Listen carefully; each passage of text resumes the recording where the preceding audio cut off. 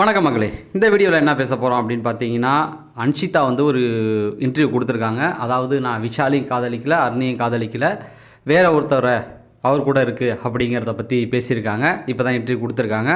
அது என்னென்னு பார்க்க போகிறோம். அதுக்கப்புறமேட்டுக்கு பார்த்தீங்கன்னா, பிஆர் வச்சுருக்கவங்களெல்லாம் வெளியேற்ற போகிறாங்களாம். யார் யார் வெளியில் பிஆர் செட் பண்ணிட்டு வந்தாங்களோ அவங்களெல்லாம் வெளில அனுப்ப போகிறாங்களாம். இந்த வாரம் ராணவ், அடுத்த வாரம் வந்து போகிறது வந்து சௌந்தர்யா அப்படிங்கிற மாதிரியான ஒரு டாக் போயிட்டுருக்கு. அதை பற்றி பார்க்க போகிறோம். அதுக்கப்புறமேட்டுக்கு வந்து இந்த வாட்டி டைட்டில் வின் பண்ண போகிறது விஜய் டிவி செலிப்ரிட்டி அப்படிங்கிறத கன்ஃபார்ம் பண்ணிட்டாங்க. இது மூணு விஷயத்தையும் தான் டிஸ்கஸ் பண்ண போகிறோம். சப்ஸ்கிரைப் பண்ணனா சப்ஸ்கிரைப் பண்ணுங்கள். ஏன்னா கேட்கக்கூடாது தான், பிடிச்சிருந்தா நீங்களே அதை பண்ணிடுவீங்க. இருந்தாலும் நம்ம 4000 சப்ஸ்கிரைபரை தொட போகிறோம். அதனால் நீங்கள் சப்ஸ்கிரைப் பண்ணிங்கன்னா 4000 சப்ஸ்கிரைபர் நமக்கு கிடச்சிருவாங்க. அதனால் பார்க்கும்பொழுது சப்ஸ்கிரைப் பட்டன் அழுத்திடுங்க. இந்த வீடியோ நீங்கள் லைக் பண்ணாவே போதும். சப்ஸ்கிரைப் பண்ண முடியலனாலும் இந்த வீடியோ நீங்கள் லைக் பண்ணிங்கன்னா இந்த வீடியோ இன்னும் நிறைய பேருக்கு சஜஷன் பண்ணுவாங்க. அதன் வழியாக சப்ஸ்கிரைபரும் வருவாங்க.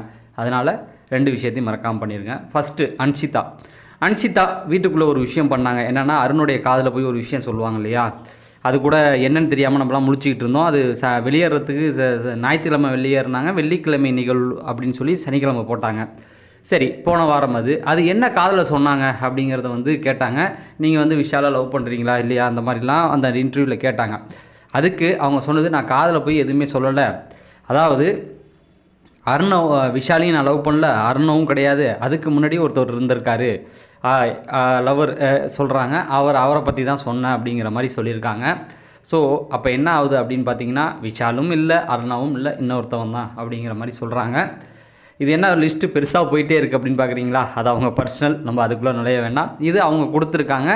ஏன்னா பல பேருக்கு வந்து அவங்க காதில் போய் அருண் காதில் என்ன சொன்னாங்க அப்படிங்கிற ஒரு டவுட் இருந்தது. அதுக்கப்புறம் போய் வெளியில் அருணாவிட்ட போய் நிறைய விஷயம் கிளியர் பண்ண வேண்டியது இருக்குது அப்படின்னு நிறைய விஷயங்கள் சொன்னாங்க, அந்த இன்டர்வியூவில் கேட்டாங்க.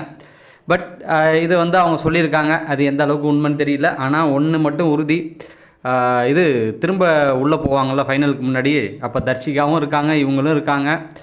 அடமலை வெளுத்து வாங்க போகுது, அது மட்டும் நல்லா தெரியுது. இதில் ஃபேட்மேனை வேலை உள்ளே அனுப்புனாங்கன்னா 2த்தையும் வச்சு சேர்த்து வச்சு கிளிப்பார்.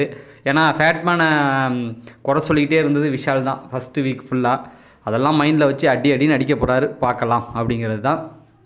சரி, இது அடுத்தது வந்து பிஆர் வச்சுருக்கவங்களெல்லாம் வெளியே அனுப்புகிறாங்க அப்படிங்கிறது. நேற்று ராணவ் வெளில போனது வந்து அன்ஃபேர் எவிக்ஷன், அது எல்லாருக்குமே நல்லா தெரியும்.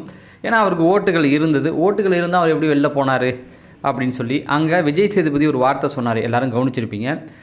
வெளியில் ஆள் செட் பண்ணிட்டு வந்திருக்கீங்களா, எங்களுக்கு தெரியாதா அப்படிங்கிற மாதிரிலாம் சொன்னார் இல்லையா. அதாவது கிட்டத்தட்ட அதை கண்டுபிடிச்சிட்டாங்க. அதாவது பிஆர் வச்சுட்டு தான் வந்திருக்காரு அப்படிங்கிறது அப்பட்டமாக நமக்கே தெரியுது. அப்படின்னா வெளியூரில் இருக்க நமக்கே தெரியாது, சென்னையில் இருக்கவங்களுக்கு தெரியாது. அதுவும் இத்தனை வருஷம் 8 சீசன் நடத்திக்கிட்டு இருக்காங்க, அவங்களுக்கு தெரியும் எந்தெந்த பிஆர் குரூப் இருக்குது, யார் எங்கெங்கே போயிருப்பா அப்படிங்கிறத அதெல்லாம் கண்டுபிடிச்சிட்டாங்க. அதை தான் விஜய் சேதுபதி சொல்லி அவரை வெளில அனுப்புனாங்க. அதை ராணவும் புரிஞ்சுக்கிட்டார். அவர் சொல்லும் பொழுதே நம்ம பிஆர் செட் பண்ணிட்டு வந்திருக்கோங்க, கண்டுபிடிச்சிட்டாங்க அப்படின்னு சொல்லி. என்ன அப்படின்னு பார்த்தீங்கன்னா, போன வாட்டி அந்த இஷ்யூ வந்து அப்பட்டமாக தெரிய ஆரம்பிச்சிருச்சு அர்ச்சனா விஷயத்தில். அது பெரிய டிஸ்கஷனில் போய் அப்புறம் ஓட்டுகள் அவங்களுக்கு அதிகமாக இருக்குது, இப்போ குழப்பங்கள் வேண்டாம். ஏன்னா மாயா, அந்த பூர்ணிமா, பிரதீப்போட எவிக்ஷன், இந்த மாதிரியான விஷயங்கள்லாம் இருந்தனால அர்ச்சனாவை கொடுத்துடலாம் அப்படிங்கிற ஒரு முடிவு எடுத்திருக்காங்க கடைசி நேரத்தில். அதனால் அந்த பிஆர் இதை வந்து மறைச்சிட்டாங்க. ஆனால் இந்த வாட்டி அதில் தெளிவாக இருந்திருக்காங்க. பிஆர் வச்சுட்டு தான் எல்லாம் வராங்க அப்படிங்கிறத கண்டுபிடிச்சி தான் பிஆர் வச்சுருவங்களுக்கு ப்ரைஸ் கொடுக்கக்கூடாது, வின்னராக அறிவிக்கக்கூடாது அப்படிங்கிறது தான். ராணுவ பொறுத்த வரைக்கும் ஒரு நீட்டாக இருந்தான். இப்போ ஒரு விஷயம் பேசினா கூட சண்டே ஆர்குமெண்ட்னு போனால் வார்த்தையை விடவே மாட்டான். அமைதியாக பொறுமையாக இருந்து ஒரே ஒரு இடத்துல மட்டும் கொஞ்சம் கோவப்பட்ட மாதிரி இருந்தது. மற்றபடி சொல்கிறத கேட்குற மாதிரி, ஒரு இரிட்டேட் பண்ணுற மாதிரி, எதையுமே காதில் வாங்காத மாதிரியே அறக்குறையாக புரிஞ்சுக்கிட்டு தான் ஒன்று பண்ணுற மாதிரி, இந்த மாதிரியான விஷயங்கள் அதை வந்து பிஆர்கள்லாம் வந்து அதை அழகாக செட் பண்ணி கொண்டு வந்துட்டாங்க. பட் இது வரைக்கும் ராணுவம்னா யாருன்னு தெரியாது இருந்தவங்களுக்கு ராணுவம்னா யார் அப்படிங்கிறது தெரிஞ்சுக்கிட்டாங்க இல்லையா. அது அவருக்கு வந்து அவருக்கு வந்து மிகப்பெரிய வெற்றி தான். பட் பிஆர் வைக்காமல் வந்திருக்கலாம் அப்படிங்கிறது தான் என்னுடைய கருத்து. சரி, இது ஒன்று வச்சுக்கிங்க. அடுத்தது பிஆர் அப்படின்னா அப்பட்டமாக தெரியுது சௌந்தர்யா தான். எல்லாருக்குமே தெரிஞ்சு போச்சு. ஃபஸ்ட்டு வீக்லேருந்து அவங்க ஒன்றும் பண்ணாதப்பையும் ஓட்டு எகிருந்துச்சு, எல்லாம் பண்ணுறப்பையும் ஓட்டு எகிருது. இது இந்த மாதிரி தொடர்ந்து அவங்களுக்கு போயிட்டு இருந்தது. அதுக்கப்புறம் அவங்க பேரண்ட்ஸே வந்து அவங்கள கழுவி ஊற்றிட்டாங்க. இந்த மாதிரி நிறையா இருந்தும் அவங்களுக்கு ஃபேன்ஸ் இருக்காங்க அப்படின்னு சொல்லப்பட்டுக்கிட்டு இருந்தது. ஆனால் போன வாரம் நேற்று விஜய் சேதுபதி தெளிவாக சொல்லிட்டார், பிஆர் வச்சுருந்ததுங்கள அடிக்கிறதுன்னு. அந்த விதிப்படி பார்த்தீங்கன்னா சௌந்தர்யாவுக்கு ப்ரைஸ் கிடைக்க போகிறது கிடையாது, பிஆர் அப்படிங்கிறத கண்டுபிடிச்சிட்டாங்க. மேபி இன்னும் 2 வாரங்கள் இருக்குது, அவங்கள வந்து வெளியே அனுப்புறதுக்கு வாய்ப்பு இருக்குது. அடுத்த வாரம் அவங்க போனாலும் ஆச்சரியப்படுறதுக்கு இல்லை. ஏன்னா பிஆர் வைக்காமல் வந்தவங்க யாருன்னு நமக்கே தெரியும். ஓட்டிங்கை பார்த்தாவே ஓட்டிங்கில் அந்த முதல் இடத்துல இல்லாமல் கடைசி வரைக்கும் ட்ராவல் பண்ணி வந்துட்டு போயிட்டு இருக்காங்க பாருங்கள். தீபக்கா இருக்கட்டும், பவித்ராவாக இருக்கட்டும், விஷாலாக இருக்கட்டும், ஜாக்லின், இவங்கெல்லாம் பார்த்தீங்கன்னா அந்த ஓட்டுகளில் மாறி மாறி வருவாங்க. கடைசியிலையும் இருப்பாங்க, நடுவுலையும் இருப்பாங்க. இப்படி தான் போயிட்டுருக்காங்க. அதுதான் வந்து உண்மையாக அவங்களுக்கு கிடைக்கிற ஓட்டுகள். ஏன்னா மக்கள் அப்படி தான் ஓட்டு போடுவாங்க.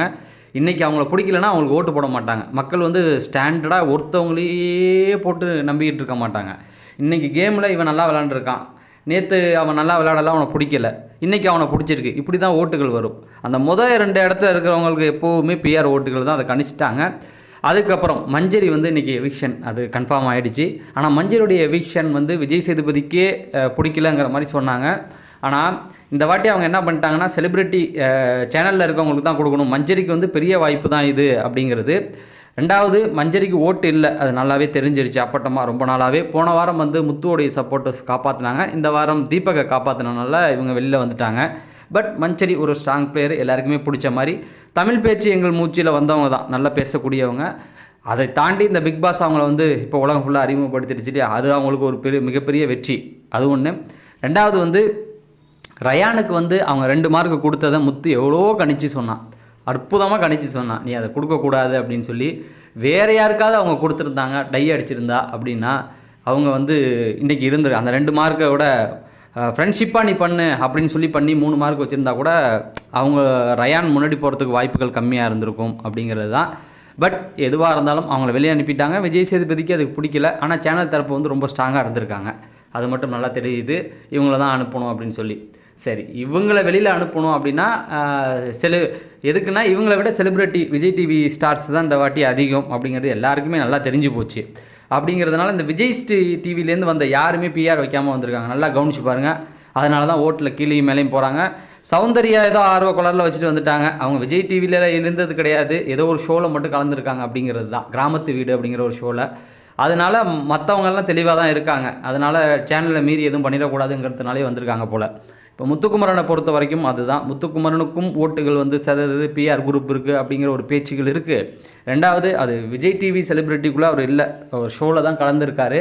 அப்படி இருக்கும் பொழுது இப்போ இந்த டைட்டில் வின் பண்ணுறதுக்கு யாருக்கு வாய்ப்புகள் அதிகம் அப்படின்னு பார்த்தீங்கன்னா தீபக் கூட பாருங்களேன், அவரும் வந்து பிஆர் வைக்காமல் தான் வந்திருக்காரு.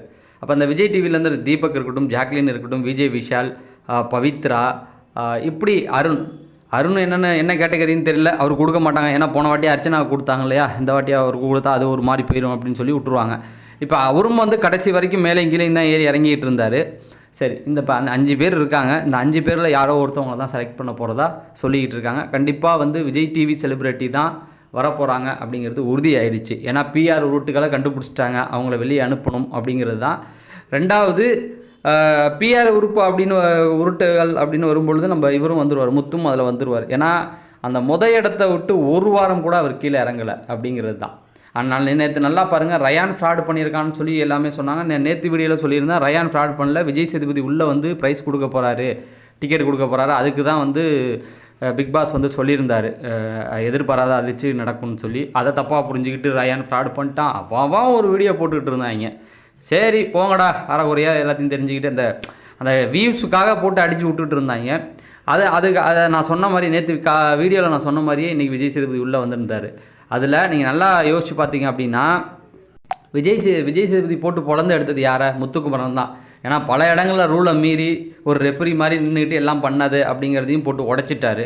ஸோ இதெல்லாம் வச்சு பார்க்கும் பொழுது கண்டிப்பாக முத்துக்குமரனுக்கும் இந்த நிலமை தான். ஏன்னா ஓட்டிங்கில் வந்து ராணுவ வந்து 2வது இடத்துலையே 3வது இடத்துலையே இருந்தவர், அவருக்கு ஓட்டு இல்லைன்னு சொல்லி இந்த வாரம் அனுப்பியிருக்காங்க. அப்படி இருக்கும்போது முதல் இடத்துல நான் இருக்கிறேன், எனக்கு ஓட்டு போடுவாங்க நீங்கள் நினச்சிங்கன்னா, என்னை காப்பாற்றுவாங்க நினச்சிங்கன்னா, அதுவும் முட்டாள்தனம் தான். நீ முதல் இடத்துல இருந்தாலும் அவங்க அஃபிஷியல்னு ஒரு கணக்கு வச்சுருப்பாங்க, அது ஒன்று இருக்கு இல்லையா, அதில் எல்லாத்தையும் தாண்டி அவங்க எடுக்கிற முடிவு தான். அதனால் இதுதான் நடக்கிறதுக்கு நிறைய வாய்ப்புகள் இருக்குது. இதை பற்றி உங்கள் கருத்துக்களை தெரியப்படுத்துங்க. நம்ம அடுத்த வீடியோவில் சந்திப்போம். நன்றி, வணக்கம்.